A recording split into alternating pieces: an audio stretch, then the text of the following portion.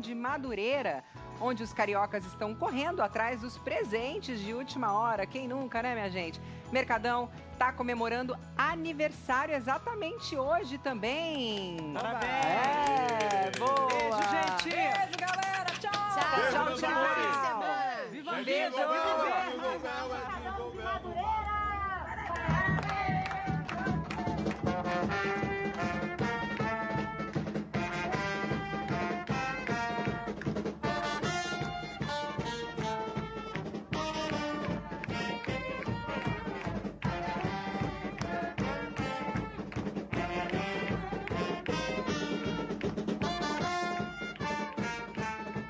Jornal da EPTV, primeira edição. Oferecimento: Faculdade São Leopoldo Mandic. Transforme a sua carreira. Pós é na Mandic. Sabadão, o EPTV1 começa te mostrando imagens ao vivo de Varginha. Nossa câmera fica no centro, bem no coração da cidade. E é este o visual agora. Neste momento, a chuva deu uma estiada, mas o céu continua com muitas nuvens. Tá com saudade do sol forte? Será que ele volta a brilhar neste fim de semana, hein? Daqui a pouquinho a gente te conta na nossa previsão do tempo. Muito boa tarde para você, é uma honra ter a sua companhia neste 18 de dezembro. Seja bem-vindo ao nosso Jornal da Hora do Almoço, que vai te atualizar também sobre a situação da barragem de Paraisópolis. Depois de quase 2 meses, as famílias que foram retiradas da Serra da Usina, que fica próxima à barragem, que tinha risco de rompimento, estão voltando para casa. Daqui a pouquinho os detalhes. Nossa equipe está em Três Pontas. Por aqui o projeto Natal em Família vai distribuir 1000 marmitex e dezenas de cestas básicas. Todos os detalhes nós vamos trazer ainda hoje no EPTV1. Oi pessoal, nós estamos saindo aqui do hotel onde os jogadores do VEC estão hospedados para acompanhar o pessoal num almoço pré-finalíssima que acontece hoje às 4 horas da tarde aqui em Uberaba. Então aguenta o coração que o VEC pode sim ser campeão. E hoje é dia de Pergunte ao Doutor. Nós vamos conversar com um médico sobre o aumento dos casos de gripe. Aproveite para tirar as suas dúvidas pelo 99888-8888. Estamos no ar.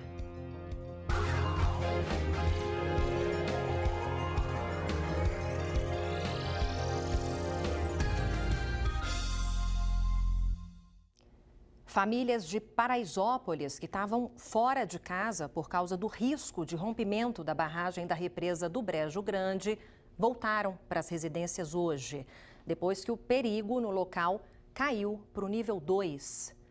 A equipe da Bárbara Siviero acompanhou este retorno e conta pra gente ao vivo. Boa tarde, Bárbara. Boa tarde, Suzana. Uma ótima tarde, né, gente? Falando dessa notícia, principalmente para os moradores aqui de Paraisópolis. Eu e Ricardo Caroba, nós acompanhamos de perto o drama dessas famílias quando eles foram obrigados a sair de casa por causa do risco de rompimento da barragem do Brejo Grande. Estava no nível 3, o mais alto, e eles tiveram ainda que deixar os seus animais. Iam lá 2 vezes ao dia para alimentá-los, mas isso não estava sendo suficiente. A gente tem imagens aí desse retorno, nós acompanhamos algumas famílias voltando para casa. Gente, imagina a carinha de satisfação, o sorriso, a alegria. A gente sabe que por causa da chuva, a estrada não está muito boa, a prefeitura disse que já está vendo isso para arrumar. Nós mesmos tivemos dificuldades para chegar na casa dessas famílias, mas todo mundo com essa satisfação estampada no rosto, está todo mundo feliz. E também agora tem que ficar de olho, né? Mas por que eles puderam voltar? A gente está acompanhando também que eles estavam baixando o nível da água da represa para fazer a manutenção na barragem. Eles têm que chegar, baixar 5 metros, até agora foram 4,5. E aí eles fizeram uma nova avaliação e viram que essas famílias poderiam voltar para casa. A gente tem imagens dessa represa também, nesse nível que diminuiu, Com isso a prefeitura retirou também as manilhas que ficavam ali, impedindo que essas famílias fossem para suas casas. A gente também visitou o clube da cidade, mais de 190 pessoas, sócios nesse clube que também poderão voltar. Inclusive hoje eles falaram assim que vai ter sauna pular, viu, gente, para esse retorno. Mas só que tudo isso não significa que o risco, né, acabou. Não, porque essa barragem ela ainda vai sofrer uma manutenção, os engenheiros ainda vão trabalhar nela, até para tapar as fissuras que existem nela. A gente conversou com o representante da Defesa Civil, que falou para a gente o que ainda deve ser feito e quais os cuidados que ainda essa população deve tomar. Olha o que ele disse. O nível 2 de alerta, ele significa que a gente não tem mais o risco de rompimento da barragem, né? E que também não se adequa mais à evacuação de moradores. Por isso eles puderam se retornar às suas casas. O que vai ser feito lá em cima agora? Então, agora lá em cima a gente tem um monitoramento que vai ficar sendo feito lá 24 horas, né? Tem um carro de som também que, em caso de possível ou problema que possa vir a ocorrer por causa das chuvas, né? Esse carro pode estar deslocando e fazendo a evacuação do pessoal, né, junto ao monitoramento, disparo de SMS. Qual que é o cuidado que esses moradores que voltaram para casa têm que ter agora? A gente fez a reunião de evacuação com eles. Eles foram muito bem, eles são pessoas excelentíssimas, né? Eles mostraram, tipo assim, tá participando de todos os eventos que a gente fez aqui no município. A recomendação que a gente faz para eles é: observem bem os SMS que a gente manda, alertando de período chuvoso, né? Em caso de qualquer alerta, tranquilamente saia de sua residência, siga o ponto de encontro, assim como foi feito o treinamento. A gente vai fazer reuniões periódicas com eles, assim, mensalmente. A gente vai fazer também treinamento de evacuação, assim conforme o plano de ação emergencial. Então eles estão muito bem respaldados aqui. Olha, por enquanto, o retorno dessas famílias está autorizado, mas não acessa ao parque da represa do Brejo Grande. Isso ainda, a prefeitura ainda não liberou. Mas para esses moradores, como eles disseram para a gente, né, eles vão passar o Natal em casa. Que coisa mais feliz, né não, Suzana? Volto com você. Imagino o alívio dessas pessoas, Bárbara. Muito obrigada pelas informações. Boa tarde. O homem suspeito de matar uma jovem de 23 anos a tiros na noite da última quarta-feira em Perdões se apresentou ontem à tarde à polícia. Luan Carlos Pimenta é funcionário da Prefeitura de Perdões e seria o responsável pelo homicídio de Thalissa Micaele Gomes da Silva, após uma discussão em frente a um bar da cidade. A mãe da jovem, de 41 anos, também foi atingida pelos disparos. Em contato com nossa produção, os advogados do escritório que representa o suspeito afirmaram que Luan não quis fugir das suas obrigações com a justiça e que o que aconteceu foi um fato isolado. O suspeito prestou depoimento e depois foi levado para o presídio de Lavras. O Tribunal de Justiça de Minas Gerais suspendeu a desapropriação do prédio que hoje abriga o Colégio Cenecista em Pouso Alegre. A decisão atendeu a um pedido do SENEC, que alegou uma possível diferença no valor pago pela Prefeitura e o valor real da edificação. No despacho, o desembargador Márcio Hidalmo Santos Miranda determinou que o negócio seja suspenso até que uma perícia judicial seja feita e a diferença entre os valores paga. Nós questionamos a Prefeitura de Pouso Alegre sobre o assunto, mas seguimos sem retorno. Hora certa para você, 12:09. No próximo bloco tem o quadro Pergunte ao Doutor, que hoje fala sobre gripe. Manda sua pergunta para a gente. E tem mais, depois dos comerciais vamos falar sobre o projeto Natal em Família em Três Pontas. Velber Viana. É isso, Suzana, um projeto que está sendo coroado neste momento. Todo esse pessoal que está entrando aqui no CAIC da cidade vai receber marmitas e também cestas básicas. Vão almoçar hoje por causa do projeto e vão ter comida ao longo da semana. Muito bonita a iniciativa e a gente vai contar todos os detalhes daqui a pouquinho, depois do intervalo. O EPTV1 volta já. A Assembleia fiscaliza e exige que os serviços públicos prestados a você sejam cada vez melhores. Por isso, as deputadas e os deputados trabalham todos os dias para defender seus direitos e cobrar as melhorias que você merece. Um trabalho que acontece na educação, na saúde, na segurança, nas CPIs da tragédia de Brumadinho, dos fura-filas da vacina e da CEMIG. A Assembleia fiscaliza e o resultado aparece para você. Assembleia Legislativa de Minas Gerais. Poder e voz do cidadão. Dizem que os opostos se atraem. Você só me pediu um noivado. Oi? Oi? É sim. Se depender desses 4, até pode ser verdade. Você é abusado, esse é. Mas será que por muito tempo? Devia ter acontecido. Mas aconteceu, relaxa. Não, relaxa. Hoje, eu quero que você se dane. Mimado. Quanto mais vida, melhor.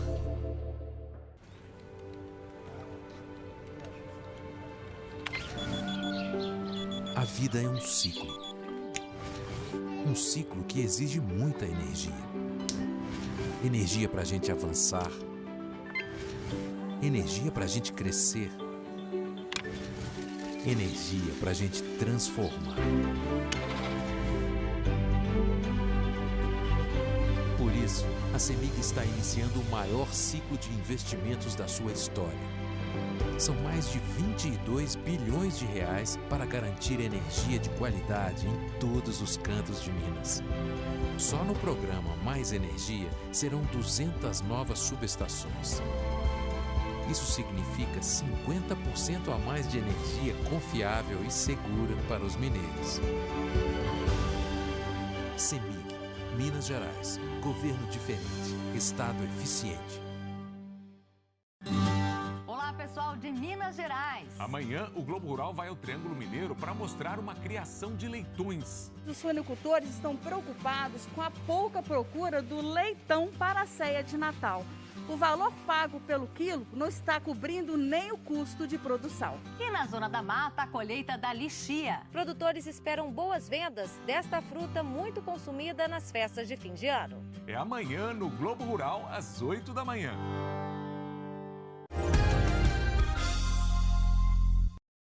Em Três Pontas, o projeto Natal em Família vai distribuir 1000 marmitex e dezenas de cestas básicas hoje. 10 voluntários trabalham desde cedo para levar comida ao próximo. 100 quilos de arroz, 140 quilos de carne, 20 quilos de macarrão, 25 quilos de feijão e toneladas de boa vontade. Bastante serviço, né? Mas é muito recompensador, né? Por que você acha tão recompensador? Porque a gente vê que as pessoas ficam felizes com a marmita, com o alimento, né, que elas levam para casa. Então, assim, a gente fica muito agradecido, né, pelo nosso trabalho. O ingrediente principal por aqui é o voluntariado. O trabalho visa alimentar 1000 pessoas em situação de vulnerabilidade em Três Pontas. Um tempero solidário com sabor de amor ao próximo. Tão bom servir o próximo, né? Muito bom.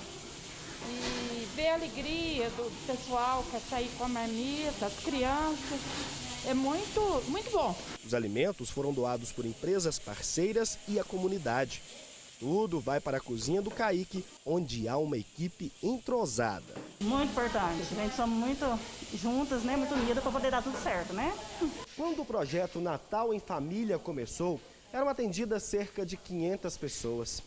5 anos depois, a quantidade de comida aumentou, dobrou a demanda. O objetivo hoje é distribuir 1000 marmitas. Para isso, precisa de muita gente trabalhando. 10 voluntárias estão aqui desde as 5 da manhã. E quem for atendido hoje, não vai só almoçar nesse sábado, não. Muitas famílias vão também levar comida para casa. Serão distribuídas 60 cestas junto com as marmitas. Por causa da pandemia, o almoço não será presencial. Mas não há vírus que impeça essa equipe de ajudar. É um trabalho intenso, árduo, longo, certo? E através de várias parcerias para tentar atingir o objetivo que nós traçamos perante o ano todo. O objetivo nosso é amenizar um pouco o sofrimento de algumas famílias nesse período que nós atravessamos atípico de pandemia, né? E também no processo de Natal, né? As ceias natalinas. Então, para a gente, o intuito é essa ação social. E solidariedade gera solidariedade. Quer uma prova? Ouve só a Selene, que veio buscar um convite para o almoço e vai ganhar uma cesta. Lá em casa só está trabalhando meu marido, só. Num momento como esse, uma cesta básica dessa ajuda? Ajuda. Ajuda porque o que para mim não serve, eu dou para outras pessoas também, entendeu? Porque falta, tá sobrando um arroz, eu faço e ainda dou para outras pessoas também. E Velber Viana continua lá em Três Pontas e acompanha agora a entrega destes alimentos. Boa tarde para você, meu querido. Boa tarde, Suzana. Boa tarde, a honrosa audiência do EPTV1. Como é bom, viu, ver um projeto tão grande, tão digno, ser coroado, alcançar os seus objetivos. A gente estava desde mais cedo vendo o preparo. Lógico, os voluntários chegaram muito mais cedo, estão na cozinha do CAIC desde as 5 da manhã. E agora poder ver dezenas e dezenas de marmitex e saber que daqui 1 hora, mais ou menos, serão 1000 distribuídos, nos deixa feliz. É um afago para o coração. Todas essas marmitas serão distribuídas, as cestas também, por meio de sorteio. E uma enorme fila já se forma aqui. Através dessa janela, muita gente vai se alimentar hoje. Olha a fila que se forma, inclusive desde as 11 da manhã, muitas pessoas já em uma fila formada na rua para entrar no CAIC e conseguir serem ajudadas. Claro, né, que as crianças ficam muito felizes com isso. Agora eu já estou aqui fora para mostrar para vocês os agraciados, né? As pessoas que são ajudadas. Tarcísio, o nosso repórter cinematográfico, mostra um negócio interessante ali. Essa cesta aí, ó, que vocês vão ver agora, acabou de chegar. Então, na reportagem, eu disse que 60 cestas serão distribuídas. A informação mudou. E mudou por um motivo muito bom. Mais pessoas chegam com a doação ao longo do dia, claro, com o objetivo que mais pessoas possam ser ajudadas. A gente vai tentar conversar, claro, com alguma pessoa que vai ser ajudada, que vai receber não só uma marmitex, como também a cesta básica. Hoje é um dia importante. Jogador?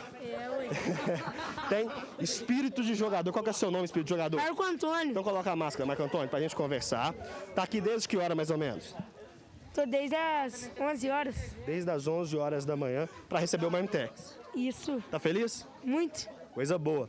Quer ser jogador mesmo? Quero. Acredite no seu sonho que você vai conseguir, viu? Aí, espírito de jogador, tá na fila, vai levar lá pra família o marmitex de hoje. Muita criança, né? Muita gente jovem nessa fila para ajudar as suas próprias famílias. Eu tô vendo que o Celso tá por ali, o Celso é um dos organizadores, ele falou na reportagem. Eu vou tentar falar com ele enquanto ele organiza a fila, enquanto ele organiza esse projeto tão importante. Celso, sei que você está ocupado, fica aí de frente para o nosso telespectador, para a nossa audiência.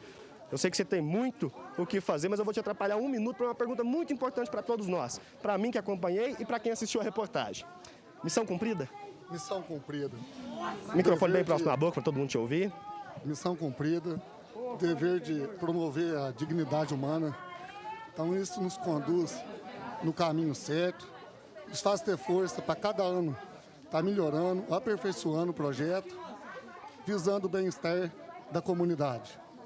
Falar em bem-estar, sabe o que eu percebo assim? É a alegria, né? A gente chega para conversar, eu vou ser jogador, e um brinca com o outro.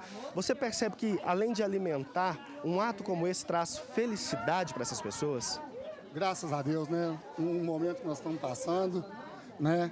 Um momento que a gente pode proporcionar essa felicidade para a comunidade, para nossos alunos, para os nossos pais, para os nossos voluntários. Então, isso é de extrema importância para o crescimento pessoal e social nosso. Eu destacava aqui, ao longo da participação, que mudou o número de cestas, né? Eu digo na reportagem 60, mas eu reparo que não para de chegar cestas com pessoas na intenção de ajudar. A importância da doação. A importância dessas parcerias é necessária a todo momento, porque nós visamos sempre alcançar o maior número de famílias possível. Nós sabemos o quanto estão passando pelo momento difícil, perante a pandemia, um momento que nem se cabe mensurar o tamanho do estrago que essa pandemia fez, né?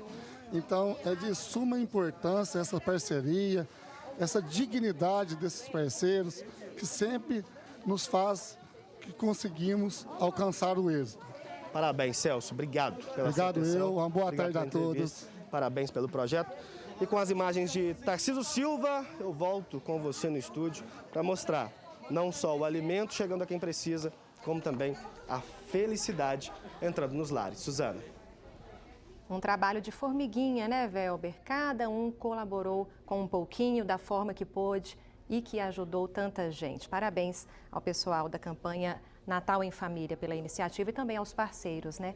Muito obrigada pelas informações. Boa tarde para você. Saúde agora. Como se não bastasse o avanço da variante Ômicron do coronavírus, o aumento no número de registros de influenza também preocupa. A alta de casos de gripe já foi constatada em ao menos 9 estados, segundo o levantamento do G1. Aqui em Minas, as autoridades estão em alerta e, para garantir a segurança da população, a Secretaria Estadual de Saúde reencaminhou as doses da vacina contra a influenza para todos os municípios. Sobre este assunto, a gente conversa com o doutor Marcelo Rezende Libânio, que é pediatra e presidente da Regional Sul da Sociedade Mineira de Pediatria. Quer tirar alguma dúvida com ele? É só mandar a sua pergunta para cá. Muito boa tarde, doutor. Bem-vindo. Boa tarde, Suzana. É um prazer conversar com você, telespectador da EPTV. Nós é que agradecemos pela disponibilidade, doutor. Para começar, como o senhor avalia o atual cenário da gripe? O que explica essa alta dos casos? Pois é, Suzana, a gripe é uma infecção aguda do trato respiratório e que ela é muito antiga e quase que todos os anos a gente tem surtos, epidemias, pandemias. E esse final de ano a gente foi surpreendido com uma variante nova, a variante Darwin, que ocasionou um aumento expressivo do número de casos em alguns estados e que, se não for tomados alguns cuidados, ela provavelmente vai se alastrar pelo Brasil todo. Uma das explicações para esse aumento de casos é que a cobertura vacinal da vacina de gripe foi abaixo do esperado em quase que todo o país. A gente espera uma taxa de cobertura em torno de 90%, e teve estado que não chegou a atingir 50%, a taxa média girou em torno de 60%. Acho que se preocupou muito em vacinar contra a Covid e a vacina de gripe acabou ficando um pouco de lado. Então, essa talvez seja a explicação mais plausível para esse aumento de casos. Doutor, ontem a gente mostrou em nossos telejornais que, principalmente em Poços de Caldas, tem havido uma procura muito grande de crianças por atendimentos relacionados à gripe na UPA. Qual seria o motivo disso? O motivo seria exatamente esse, Suzana. Houve um relaxamento das medidas de cuidado em relação ao distanciamento, ao uso de máscaras, a evitar-se aglomeração, associado a uma baixa taxa de cobertura contra a gripe e que ocasionou esse aumento, né, de número de casos na região inteira. Mas por que as crianças estão procurando mais atendimento médico? Especificamente este público, ele está mais suscetível à gripe? Sim, as crianças possuem uma faixa etária onde a imunidade costuma ser um pouco menor. Então, as doenças infecciosas, de uma maneira geral, elas atingem um pouco mais as crianças. E associado a isso, houve uma negligência dos pais em relação à vacinação das crianças.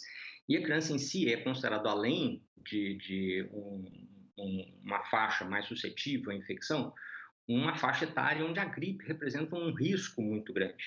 Então, enquanto a Covid teve essa, entre aspas, vantagem de ser menos grave em crianças, a gripe não.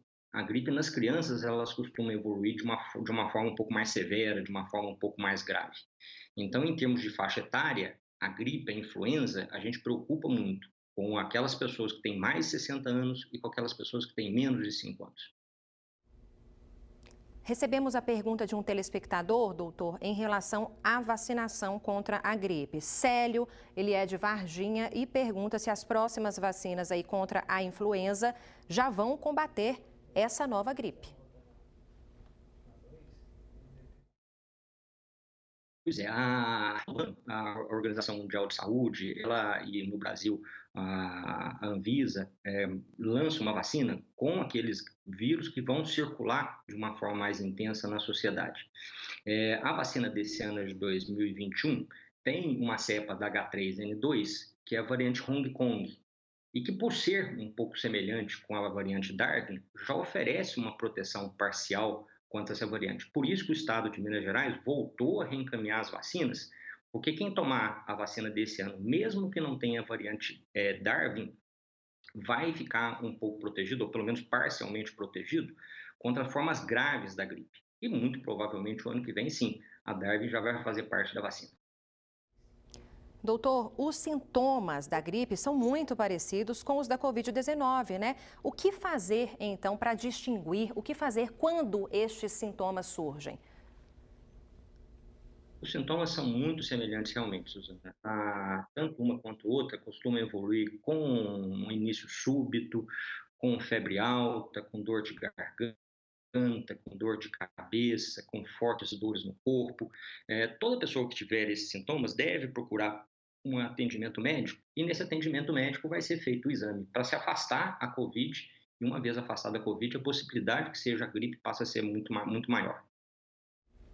Para a gente encerrar, doutor, rapidinho, existe uma crença, né, de muita gente de que a vacina pode causar a gripe, ao invés de combatê-la. Queria que o senhor falasse um pouco sobre a segurança desse imunizante, né, contra a influenza e a importância dele. A gente tem basicamente 2 tipos de vacina. As vacinas que são feitas com agente infeccioso só enfraquecido e aquelas que são feitas com agente morto. A da gripe é uma dessas em que o vírus é inativado. Então não existe a menor possibilidade, eu volto a reforçar, a menor possibilidade da vacina provocar a gripe em quem toma. É uma vacina absolutamente segura, quase que sem nenhuma contraindicação. Os efeitos mais comuns, que são dores no local de vacinação, atingem menos de 20% da população vacinada, 15% a 20%. Febre baixa, dor no corpo, menos de 2% da população vacinada. E as reações graves são extremamente raras. Então, é uma vacina absolutamente segura e com uma eficácia já comprovada. Então, não se deixe levar por falsas notícias, por falsas informações. A vacina é importante, é segura e deve ser aplicada. Doutor Marcelo, agradeço mais uma vez, viu, pelos esclarecimentos. Boa tarde para o senhor. Boa tarde, eu que agradeço. Obrigado. A Secretaria Estadual de Saúde confirmou 3 casos da variante Ômicron aqui em Minas Gerais. Os 3 são em Belo Horizonte. São pessoas que passaram pela África. Uma veio de Moçambique e 2 vieram da África do Sul. Os casos já foram comunicados ao Ministério da Saúde. Segundo a Secretaria, os pacientes estão com sintomas leves em isolamento em casa. Outros 2 casos são investigados. Como forma de tentar conter a nova variante, a orientação da Secretaria Estadual de Saúde é que todos os municípios que tenham imunizantes disponíveis adiantem a 3ª dose da vacina. O intervalo entre a 2ª e a 3ª doses caiu de 5 para 4 meses. Outra medida é a vacinação de crianças, gente. O governo de Minas quer começar a aplicar as doses da Pfizer em janeiro. A Anvisa, a Agência Nacional de Vigilância Sanitária, autorizou o uso do imunizante nos pequenos de 5 a 11 anos. Algumas regras foram definidas pela Agência Nacional de Vigilância Sanitária, que é o órgão regulatório que aprova o uso de vacinas no país. A dosagem para crianças de 5 a 11 anos será menor do que a usada por maiores de 12 anos. A tampa do frasco virá na cor laranja para facilitar a identificação pelas equipes de vacinação. O imunizante terá esquema de conservação diferente, já que pode ficar por 10 semanas em temperatura de 2 a 8 graus. E o intervalo entre a vacina da Covid e outro imunizante deve ser de 15 dias. A vacina de Covid para crianças, ela não é a mesma de adulto. Sabe, você não pode pegar o frasco e diluir 1/3 da dose, que a dose é menor. A Anvisa orientou vários cuidados em relação à aplicação da vacina, ao acolhimento dessa criança no posto de saúde, a observação de efeitos adversos imediatos. Então, além da vacina ser segura e eficaz, o que a gente tem é toda uma preparação da equipe para acolher a criança, acolher os pais. O Brasil ainda não tem essas doses ajustadas e cabe ao Ministério da Saúde determinar uma data de início da vacinação. Nesta semana, o secretário estadual de Saúde, Fábio Baquerete, disse que espera receber os imunizantes para este público no início do ano que vem. A expectativa é que em janeiro a Pfizer já entregue esse novo frasco. com o intervalo que nós estamos utilizando de 21 dias entre primeira e segunda dose. Se a gente conseguir dar, então, a primeira dose em janeiro, em 21 dias a gente daria a segunda dose. No carnaval teríamos, sim, as crianças de 5 a 11 anos vacinadas com 2 doses. É a nossa expectativa pelo prazo estabelecido pelo Ministério da Saúde. Segundo a Secretaria Estadual de Saúde, assim que as remessas forem enviadas pelo governo federal, elas estarão rapidamente disponíveis para todas as crianças do público-alvo. Vacinar as crianças ajuda a protegê-las, né, enquanto indivíduo, porque elas também estão suscetíveis à doença, apesar de menos frequentemente, e além disso contribui para o controle da pandemia como um todo, né, porque a gente interrompe esse ciclo de transmissão, ou pelo menos minimiza. E quando a gente faz essa minimização, quando a gente diminui a transmissão da doença, a gente contribui para que não apareçam novas variantes, como que aconteceu agora, né, com a Delta e mais recentemente com a Ômicron. Hora do esporte aqui no EPTV1.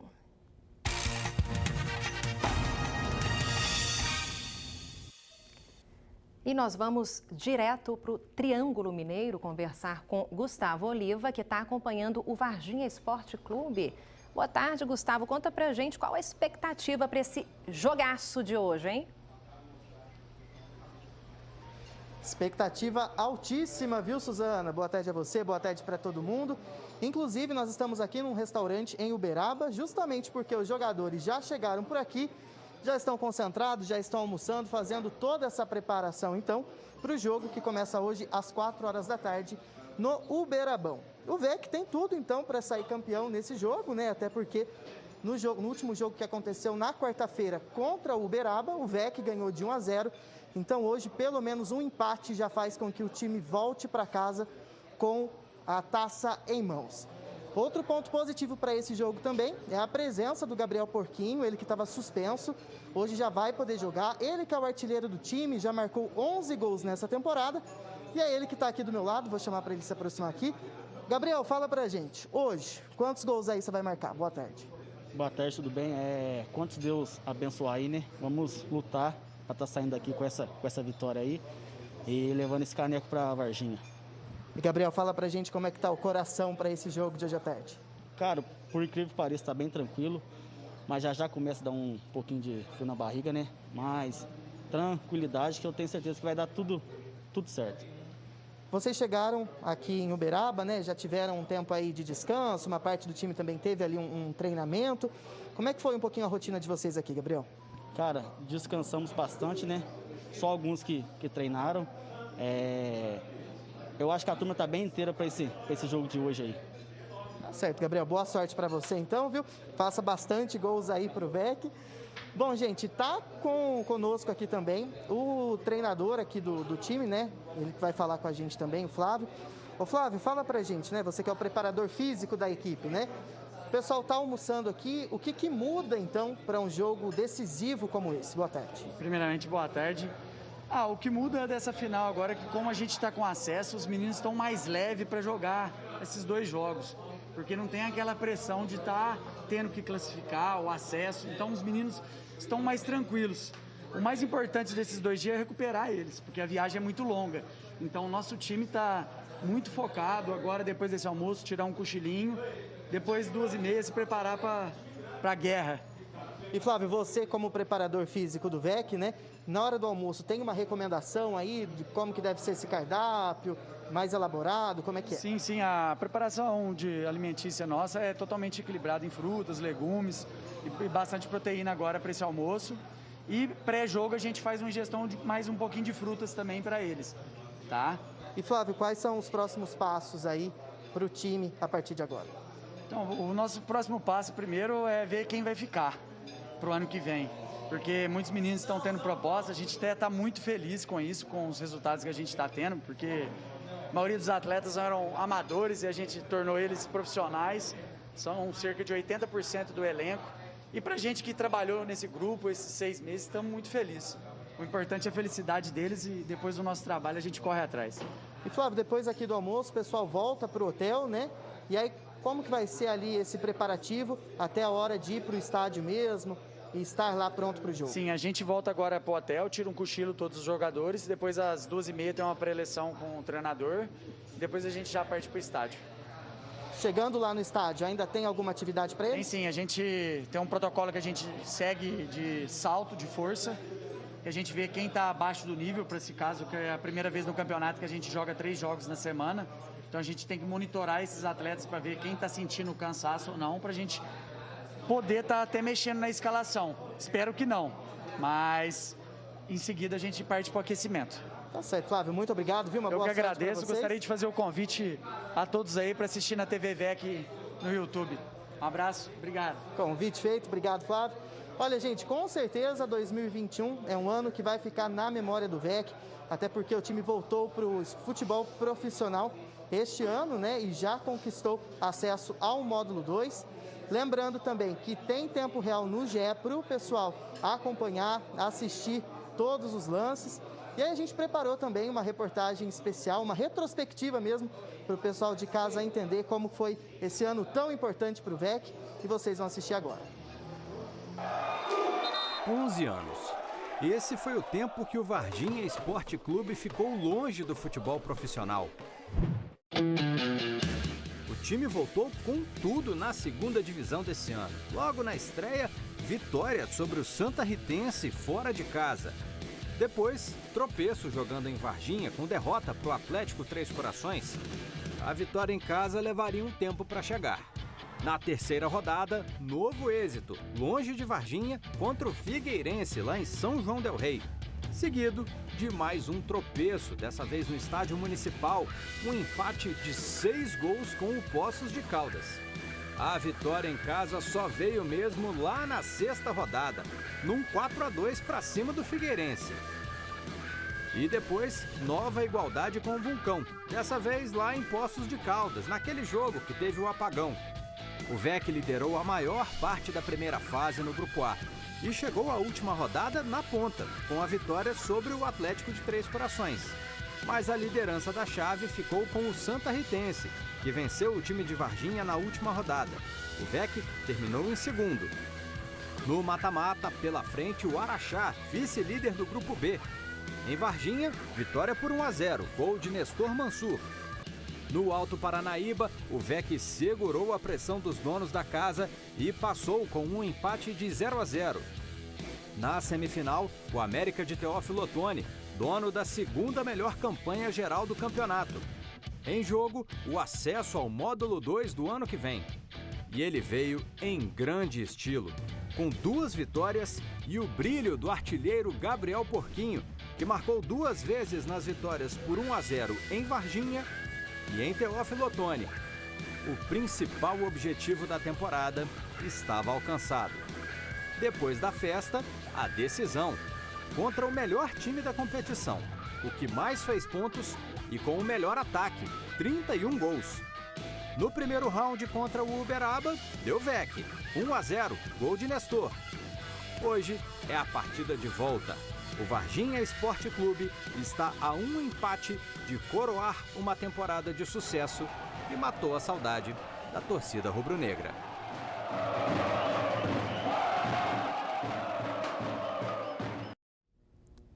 Meio-dia e 38, daqui a pouco é a hora do Terra da Gente. Daniela Lemos e Ciro Porto contam o que os amantes da natureza podem esperar para o programa de hoje.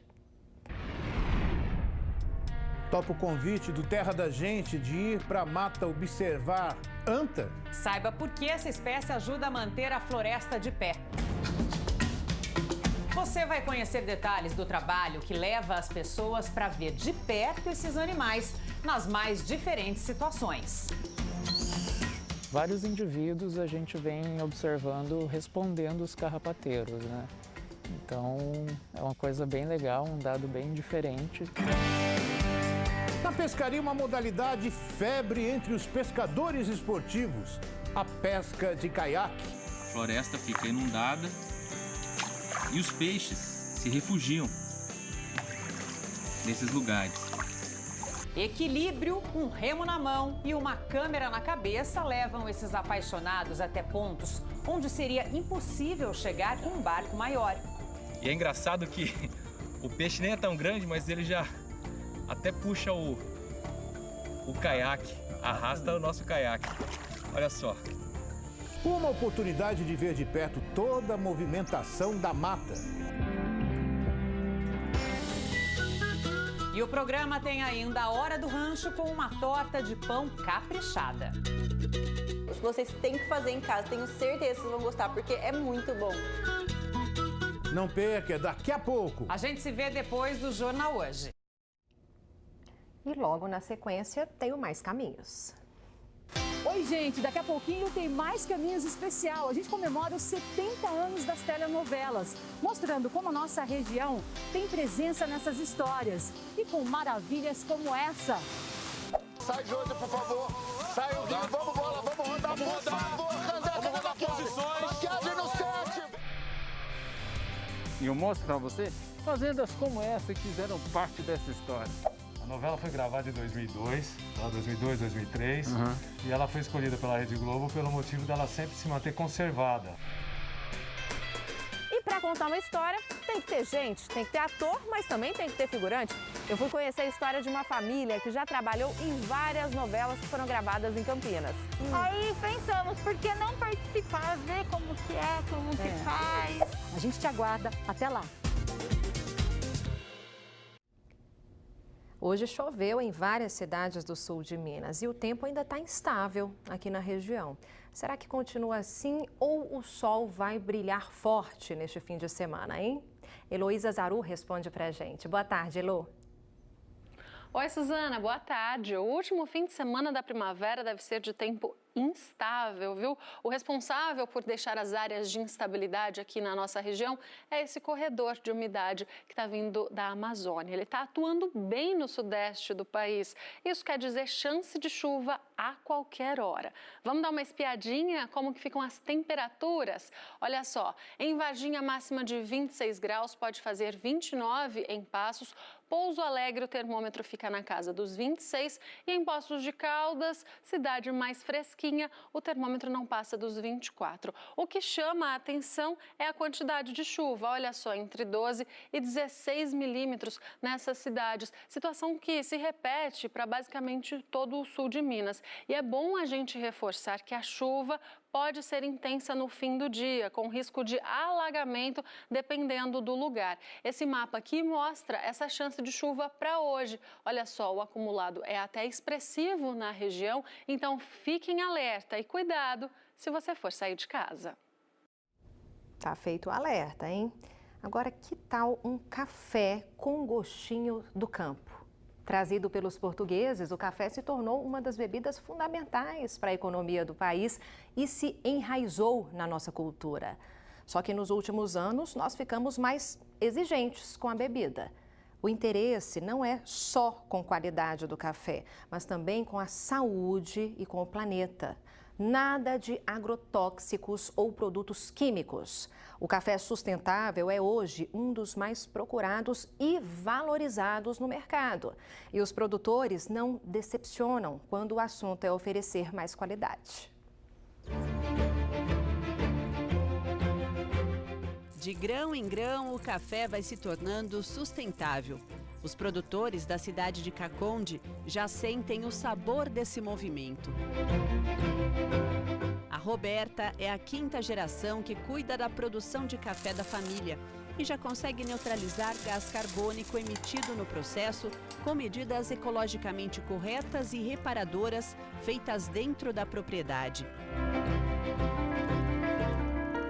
Brinco que está no meu DNA, tanto a parte de sustentabilidade quanto o café, né? Porque desde a época do meu bisavô, ele preserva a mata, ele não deixa ninguém roubar madeira, nem caçar os animais. Há pouco tempo eu comecei a arborizar uma área de um cafezal.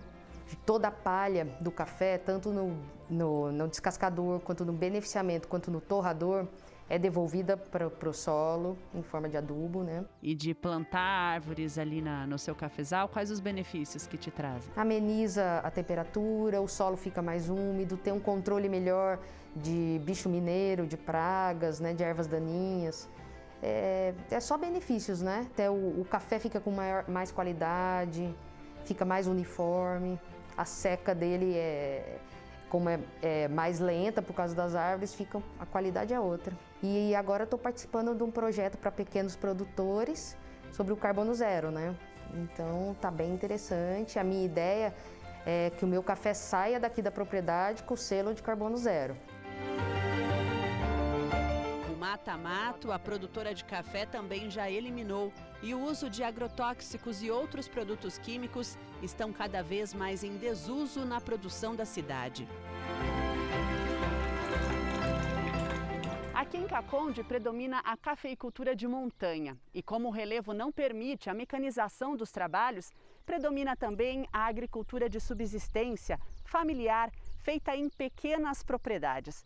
Ao todo, elas são 2.303 e a maior parte desses produtores de café já tem a preocupação em deixar o negócio mais sustentável.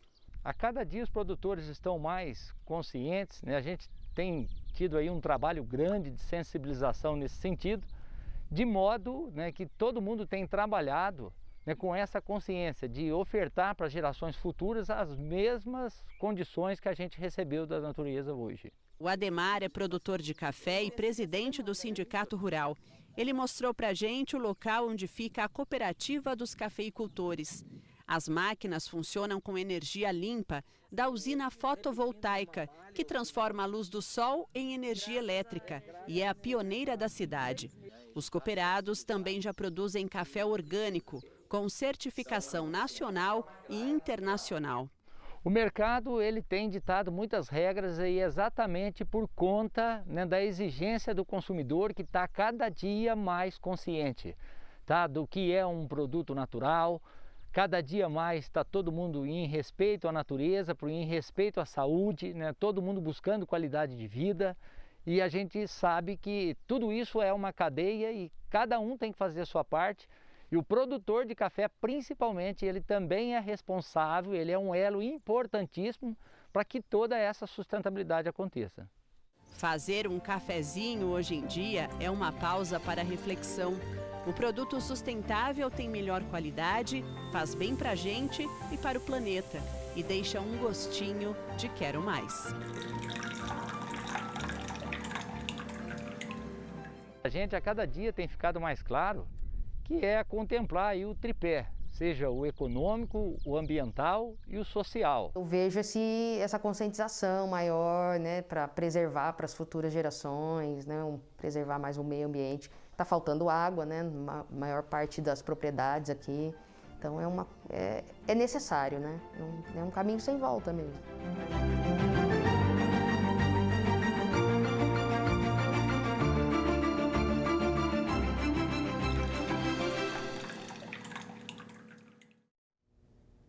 Se você também é um amante do café, acesse o podcast do programa No Pé do Café, que já está disponível neste endereço aqui, ó, que você vê na tela, acidadeon.com/No Pé do Café. Veja lá e saiba tudo sobre o momento atual da cafeicultura.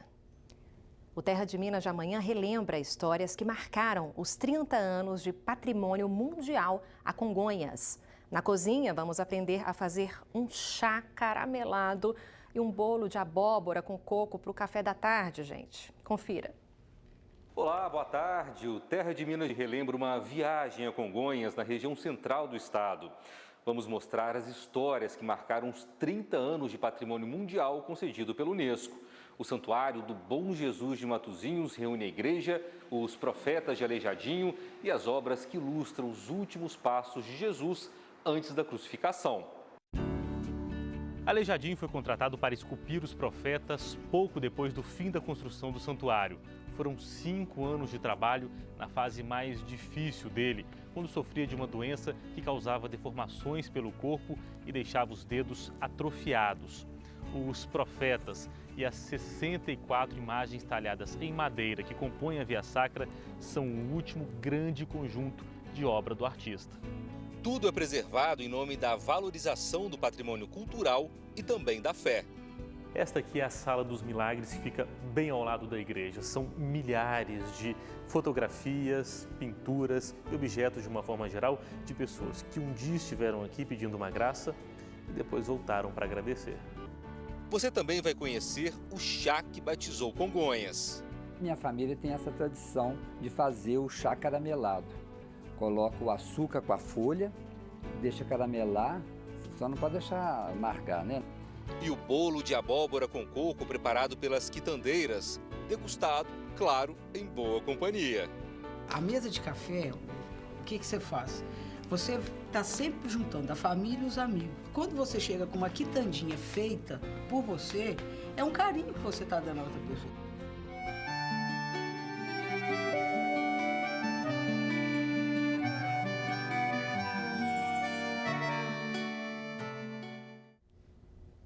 Agora 10:50, no próximo bloco a gente mostra como medicamentos à base de cannabis já estão ajudando moradores aqui da região. Não sai daí não, tá?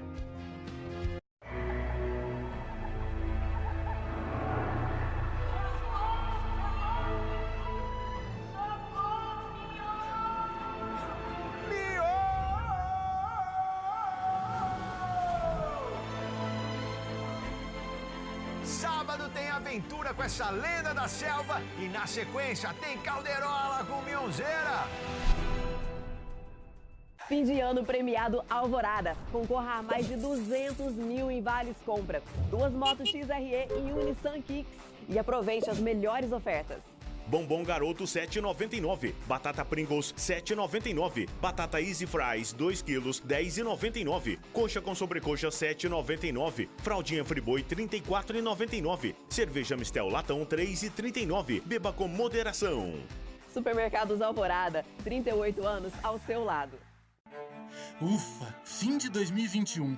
Estamos saindo fortalecidos. Vamos agradecer tudo o que vivemos e nos preparar para um novo ciclo, de um jeito diferente. Diferente de tudo que já fizemos, com novos propósitos em uma nova esperança. Que nosso pedido seja de acreditar na renovação sempre. Assim, juntos, de braços abertos, possamos dizer que venha 2022. Governo de Lavras. Deseja a todos paz, saúde e amor em 2022. Um grande sucesso de vendas merece continuação. Chegou HM Smart Extrema Condomínio 2. Um projeto smart em todos os sentidos. Inteligente na distribuição dos ambientes, muito bem pensado no lazer, com piscina e muito mais. Sem falar no extremo conforto da localização, nas facilidades do programa Casa Verde e Amarela e no alto potencial de valorização da região. Seja smart e aproveite as condições especiais de lançamento para garantir o seu HM. Projetos que constroem histórias. Seminovos é aqui na Viamundo, sua última oportunidade de garantir o melhor negócio. Mais de 200 carros de procedência no estoque, com ofertas imperdíveis. IPVA 2022 pago, garantia de 120 dias. Financie com a Viamundo e tenha as melhores taxas do mercado. Viamundo Seminovos, sua melhor direção. A Anvisa autorizou nesta sexta-feira a comercialização de um medicamento à base de cannabis. A recomendação foi publicada em nota pelo órgão.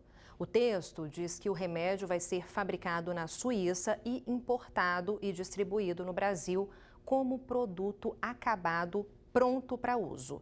Mas essa medicação já ajuda moradores aqui do sul de Minas, viu? Um surgimento de tumor cerebral que mudou drasticamente a vida da Danília.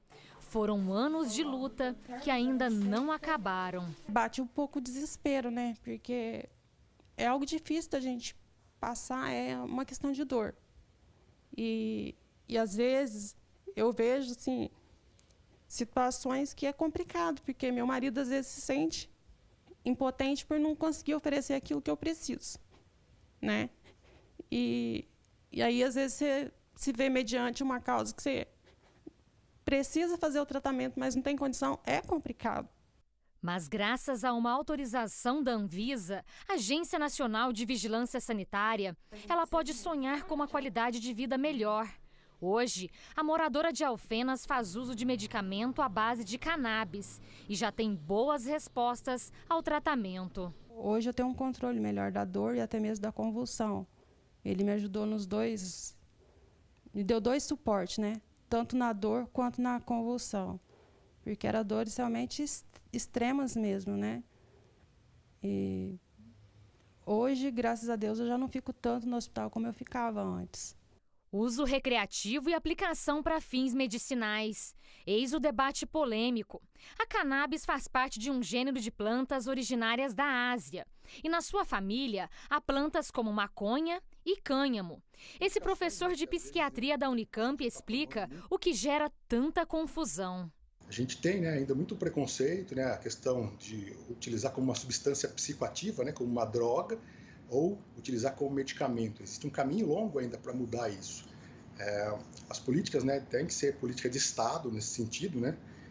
Eu costumo dizer o seguinte, que eu quero a liberação da maconha como livre para fumar na rua.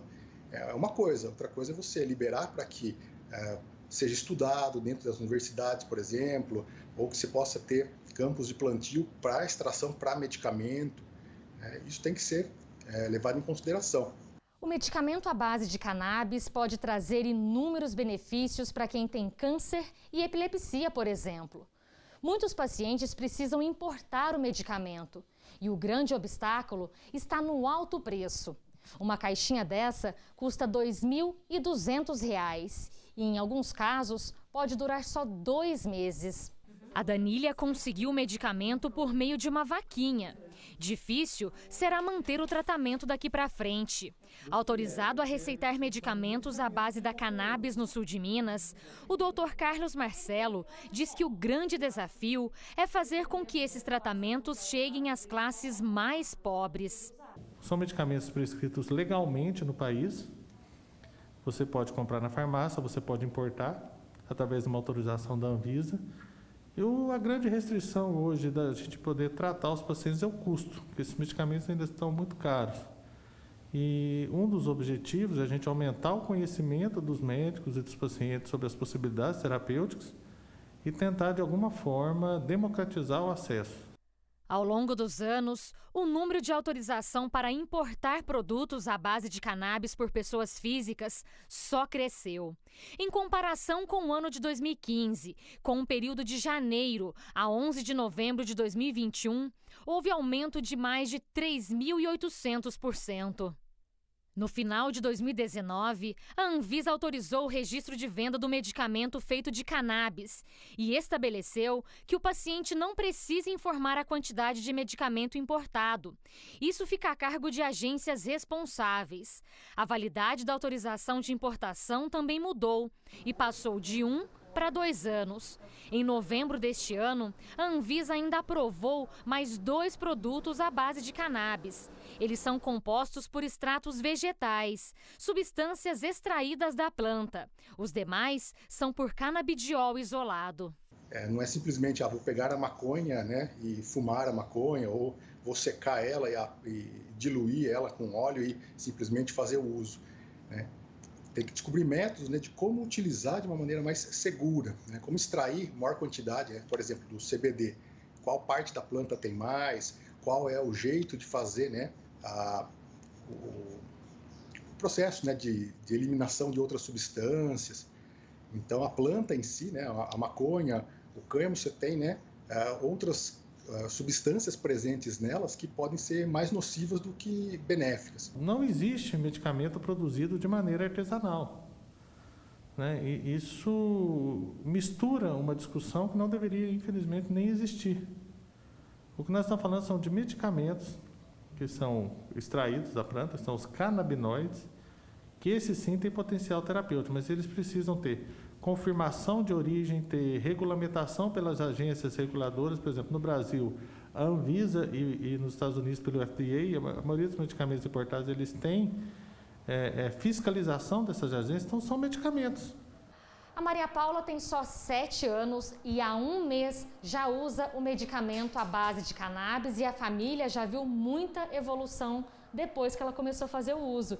E ela já falou uma palavra muito importante, né, Fernanda? Sim, ela disse, mãe, foi um momento assim mágico, um momento maravilhoso, que a gente na luta é tanto sofrimento, é tanta angústia, que a gente quer ver a independência dos filhos, a gente quer que o filho faça atividades normais que a criança normal faz, mas ela por ter a limitação dela, não consegue, né? Quando ela expressou a palavra mãe, foi Nossa, foi maravilhoso, foi um dos melhores momentos da minha vida. A Fernanda tem mais uma filha autista, mas o medicamento produzido no Brasil, que foi conseguido de graça por meio da justiça, foi recomendado apenas para Maria Paula, que hoje anda melhor e aos poucos esboça algumas palavras. Com o uso do cannabis, ela está melhor. A gente vê que a gente pode sair, ela está mais concentrada, sabe, assim... Tá bem melhor. Na mesma hora que às vezes bate a revolta por você ver que às vezes você não está tão abraçada pelo Estado, pelo próprio país, né? Mas você também se sente grata. Existe um ser humano que sabe doar pelo outro, sabe amparar o outro, sabe cuidar da dor do outro. Para encerrar, uma última notícia. A Polícia Militar acaba de confirmar mais um homicídio em Perdões. Segundo as primeiras informações da PM, um jovem de 18 anos foi baleado hoje de madrugada. A vítima chegou a ser socorrida e levada para o pronto atendimento, mas não resistiu. O crime aconteceu próximo a uma distribuidora de bebidas no bairro Nova Esperança. Um suspeito foi preso. Este é o segundo homicídio esta semana na cidade, que tem pouco mais de 20 mil habitantes. E assim a gente encerra o nosso Jornal da Hora do Almoço. Gratidão enorme pela companhia, que você tenha uma ótima tarde. E hoje à noite a gente volta a se encontrar, viu? Estaremos juntos no EPTV 2. Até lá, se cuida!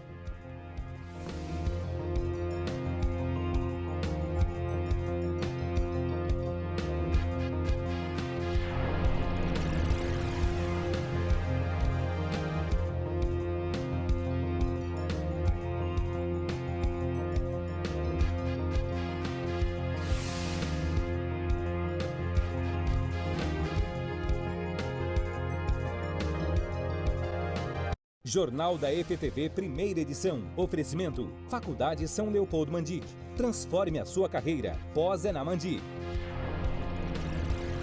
Pilar e Samuel são surpreendidos no altar.